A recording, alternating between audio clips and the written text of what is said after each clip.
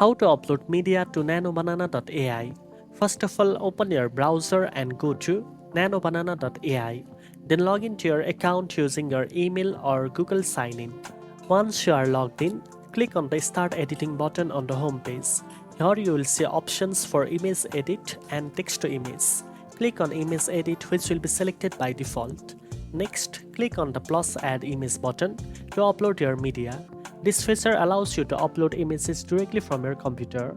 Clicking it will open the file selection window. Select the media files you want to upload from your device. You can usually select multiple files at once. After choosing your file, click open or upload depending on the interface. The files will start uploading to your project, which may take a few seconds depending on their size.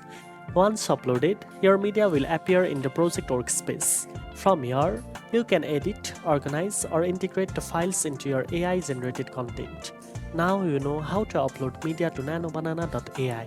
If you found this tutorial helpful, don't forget to like, share, and subscribe for more tech tips. Thanks for watching, and I'll see you in the next one.